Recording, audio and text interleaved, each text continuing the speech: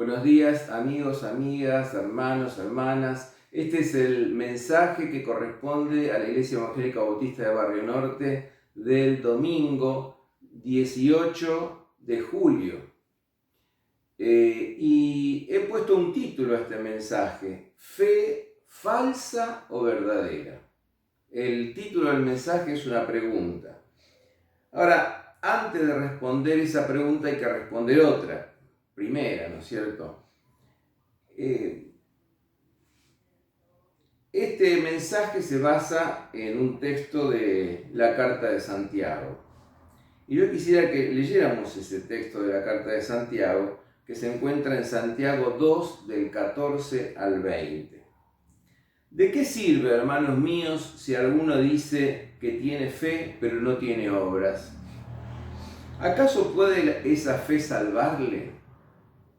Si un hermano o una hermana no tienen ropa y carecen de sustento diario, y uno de vosotros les dice, id en paz, calentaos y saciaos, pero no le dais lo necesario para su cuerpo, ¿de qué sirve?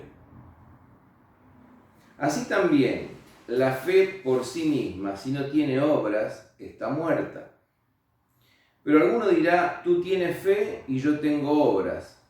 Muéstrame tu fe sin las obras, y yo te mostraré mi fe por mis obras. Tú crees que Dios es uno, haces bien, también los demonios creen y tiemblan. Pero ¿estás dispuesto a admitir, oh hombre vano, que la fe sin obras es estéril? Bien, obviamente aquí vemos a Santiago en una discusión, en una especie de diatriba, ¿no es cierto? Está discutiendo contra alguien.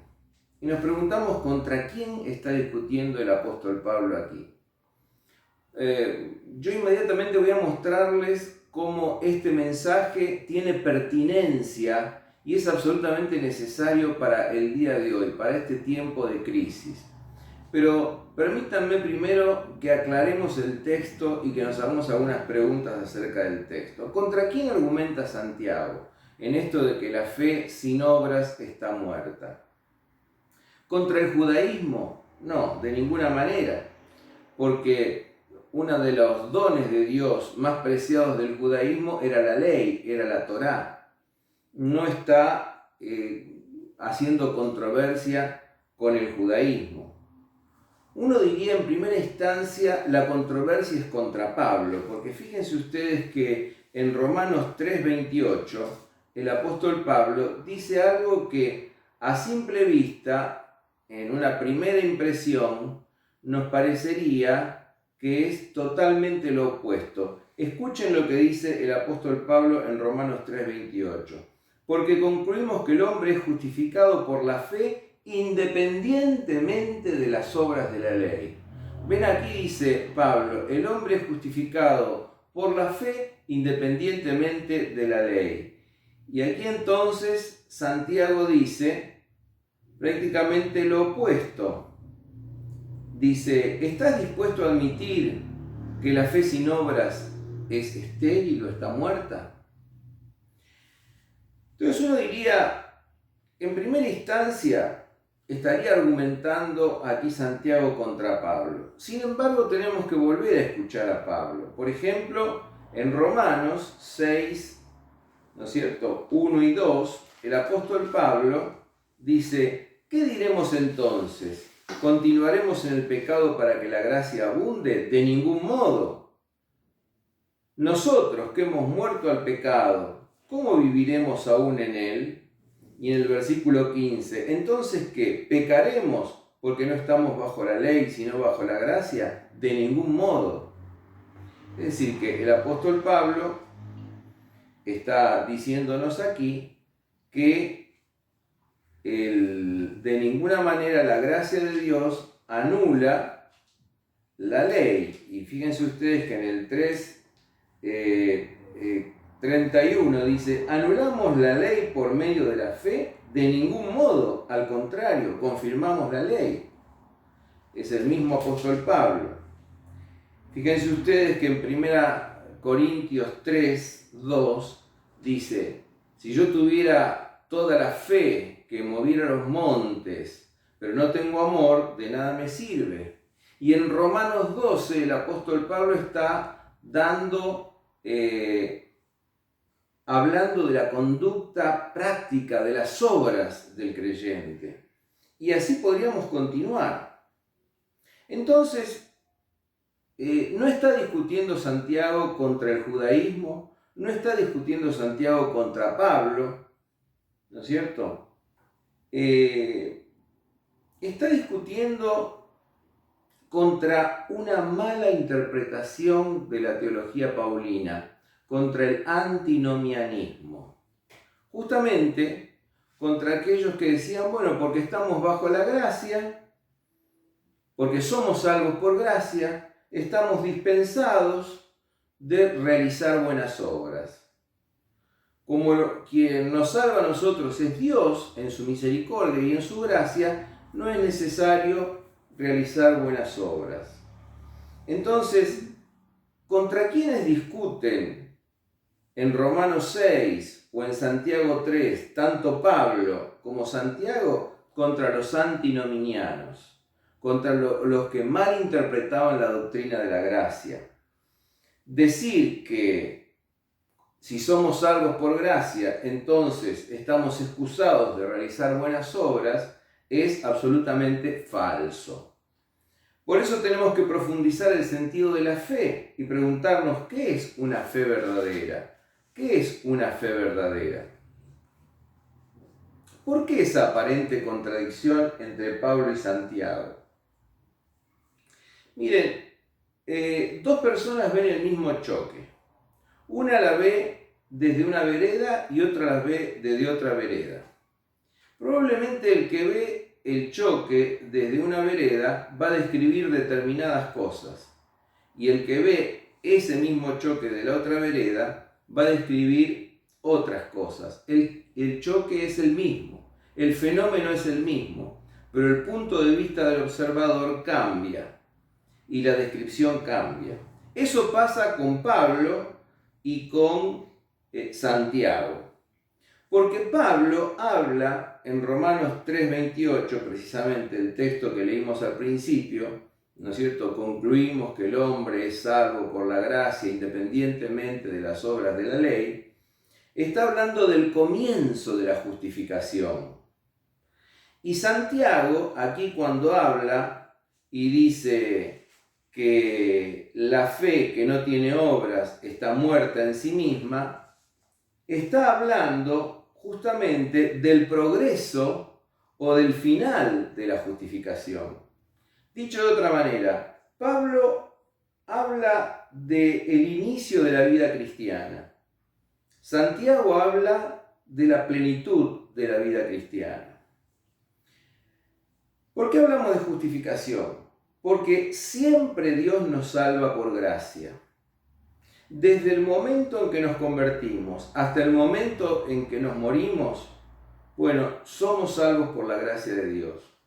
Porque no hay un solo momento de nuestra vida en que nosotros seamos impecables y no necesitemos de la gracia de Dios. Entonces somos justificados por Dios desde nuestra conversión hasta el fin de la vida cristiana. Pero es diferente la situación al principio de la vida cristiana que en el avance o en el final de la vida cristiana. Entonces decimos que tanto Pablo como Santiago, siguiendo a Jesús, ambos siguiendo a Jesús, nos enseñan a reconocer cuál es la fe del cristiano, la verdadera fe. Ahora, para reconocer la verdadera fe, vamos primeramente a hablar de qué es la falsa fe, de qué son las falsas obras y luego, en tercer lugar, hablaremos de cuál es la verdadera fe. Primeramente, la falsa fe. En primera instancia vamos a decir que la fe no es una mera creencia, no es una teoría, no es un principio intelectual estéril, de ninguna manera es ninguna de estas cosas. Fíjense lo que dice 2.14 claramente. ¿De qué sirve, hermanos míos, si alguno dice que tiene fe pero no tiene obras? ¿Puede acaso la fe salvarle? Y después el 19 al 20. ¿Tú crees que Dios es uno? Haces bien. ¿O tú crees que hay un Dios? Haces bien. También los demonios creen y tiemblan. Pero ¿estás dispuesto a admitir, oh hombre vano, que la fe sin obras es muerta o es estéril? O sea, la fe no es una simple creencia intelectual. En Romanos 6, 1 y 2 y 15, el texto que hemos leído, dice que nosotros no podemos perseverar en el pecado para que la gracia abunde, porque si hemos muerto al pecado, ¿no es cierto?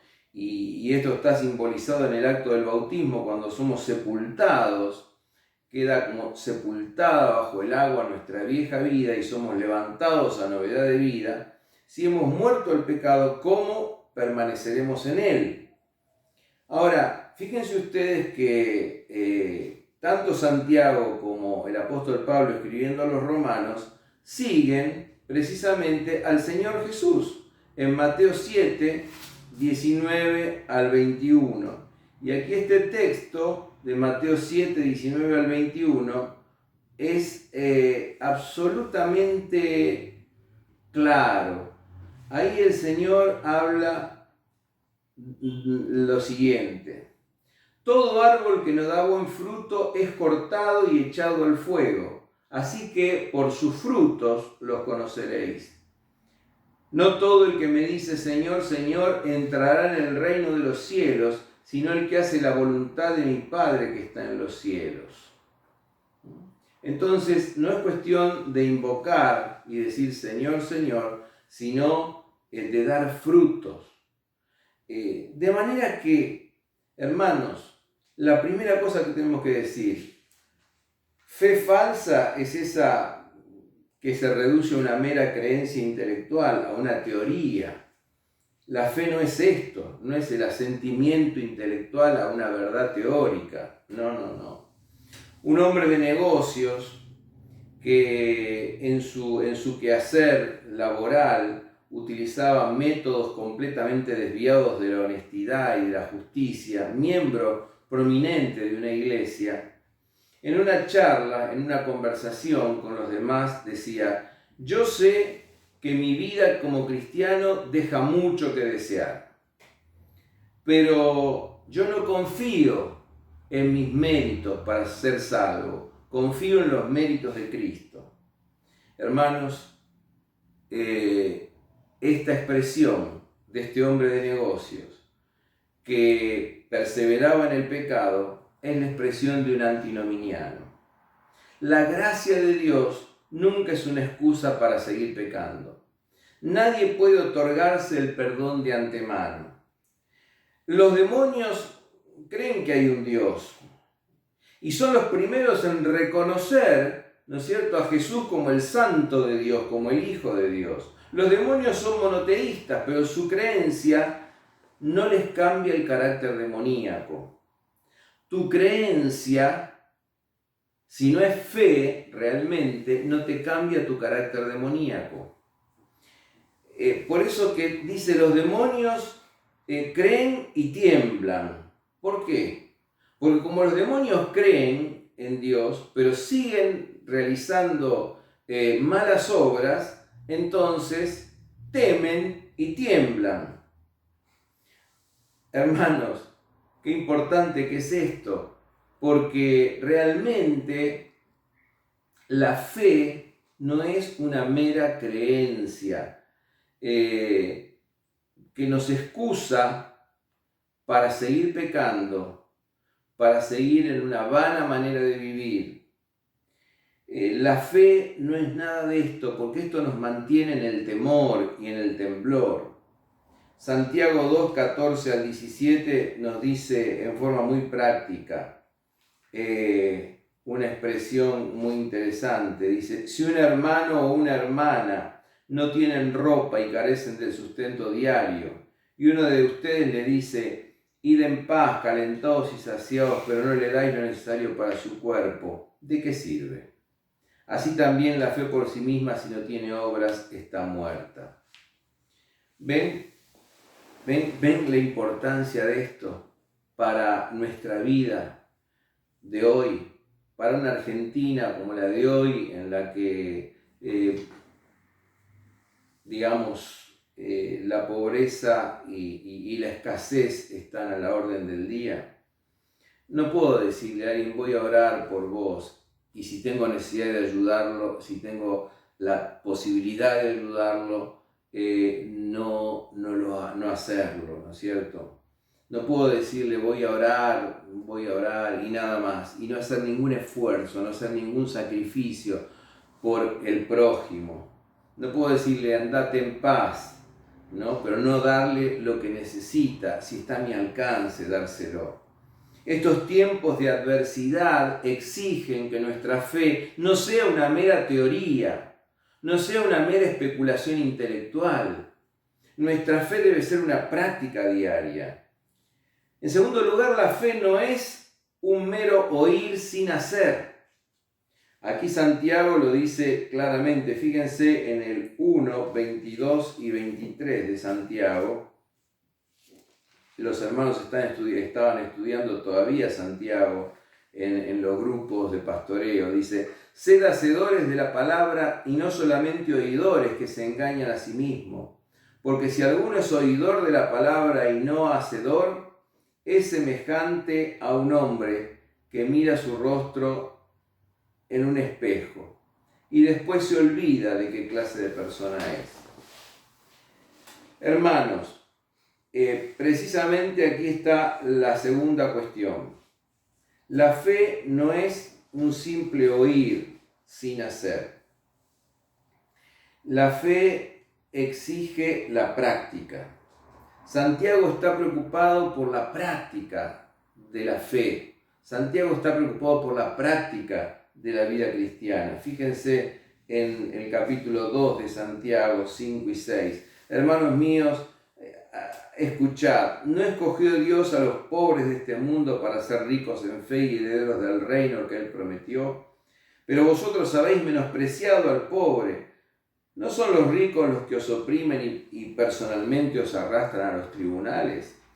Bueno, estaban haciendo acepción de personas, estaban haciendo discriminación, y el apóstol está aquí corrigiendo estas cosas, ¿no es cierto? Yo quisiera realmente reiterar esto. Santiago está preocupado por la vida diaria de los cristianos. Alguno me dijo en algún momento, yo tengo 30 años de cristiano, y yo diría, bueno, quizá este hermano parece que tiene un año multiplicado por 30, pero no más de un año de cristiano, porque todavía no metió los pies en el barro, todavía no empezó a obrar, todavía no empezó a actuar.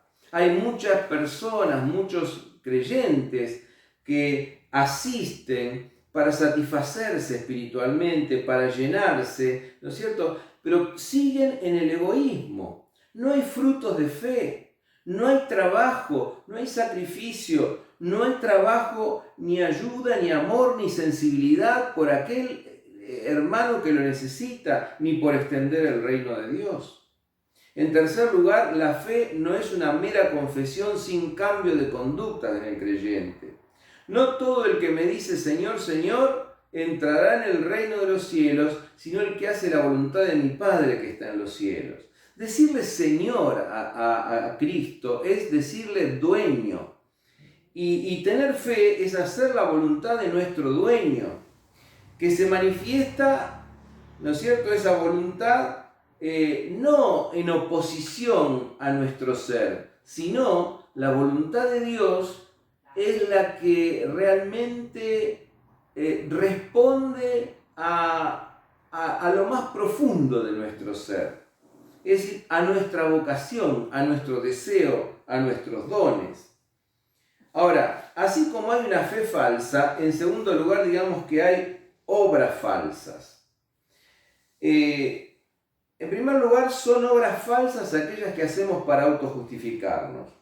Jesús lo dio en un ejemplo práctico. 2 hombres subieron al templo a orar. El primero, parándose adelante, dijo: Dios, te doy gracias porque y comenzó a enumerar una serie de acciones piadosas que hacía. Y terminó diciendo, y porque no soy como este publicano que está atrás ahí en el templo. Bueno, concluimos. Somos justificados por la gracia de Dios independientemente de nuestras obras. Este hombre, dice Jesús, no bajó justificado del templo, no, porque se autojustificó a sí mismo. No, el publicano, en cambio, no podía ni alzar los ojos al cielo, y alzando los ojos al cielo dijo, ten misericordia de mí que soy hombre pecador. Y ese sí bajó justificado. Son obras humanas aquellas que por autojustificarnos ignoran la gracia de Dios. Son obras humanas aquellas que hacemos para enorgullecernos a nosotros mismos o en función de nosotros mismos, sin humildad. El Señor Jesús decía en Mateo 6, cuando enumeraba las obras de piedad, cuando oren, entren en su cámara secreta y oren a su Padre en lo secreto y Él los recompensará. Cuando ayunen, no demuden el rostro como hacen los hipócritas, ¿no?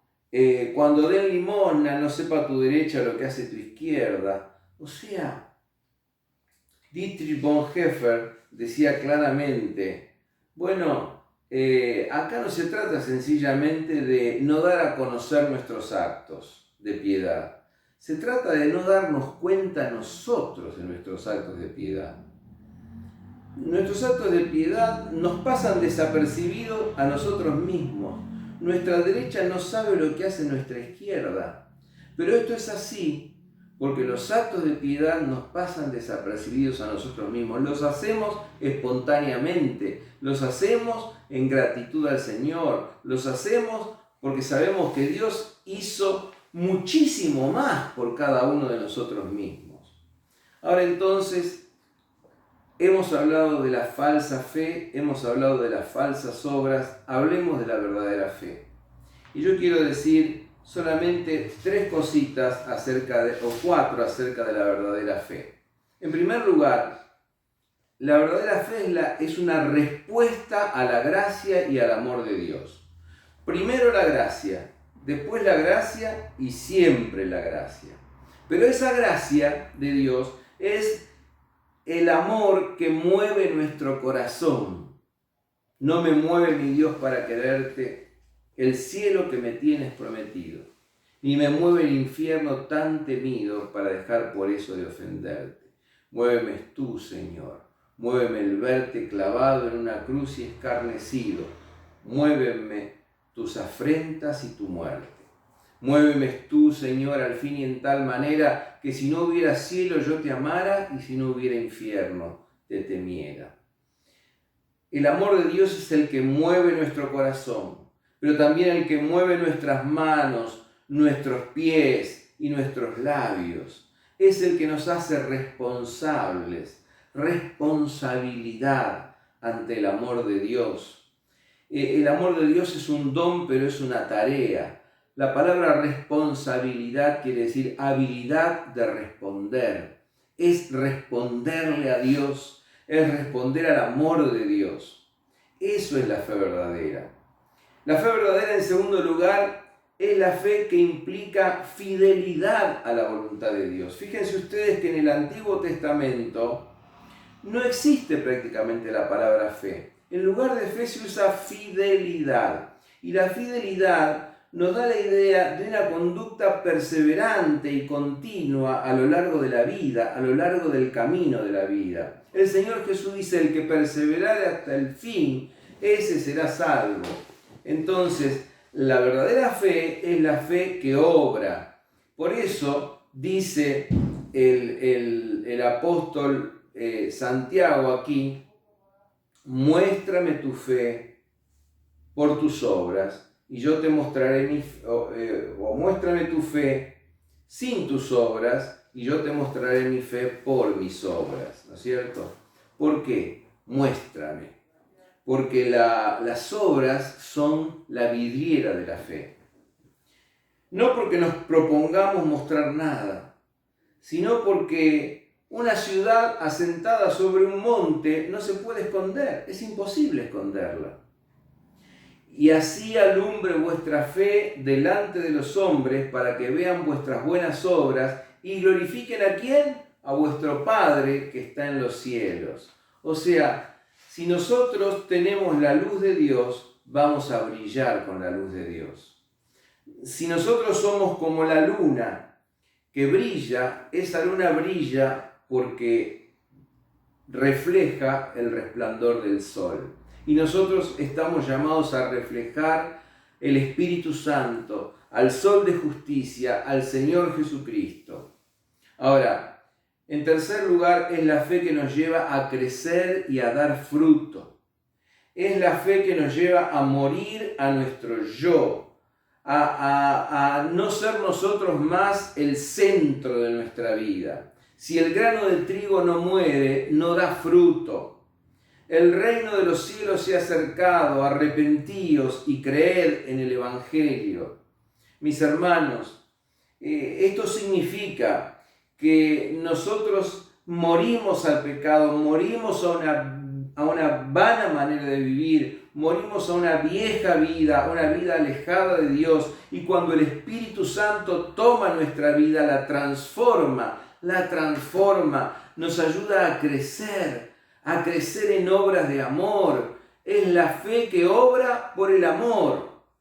Ahora, en cuarto lugar, la fe se demuestra en nuestro amor y en nuestra solidaridad para nuestro prójimo. Es imposible decir, yo tengo fe en Dios y hacer oídos sordos al necesitado.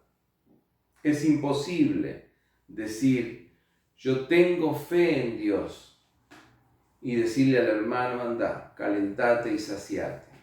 Que Dios te ayude, pero no hacer nada por él.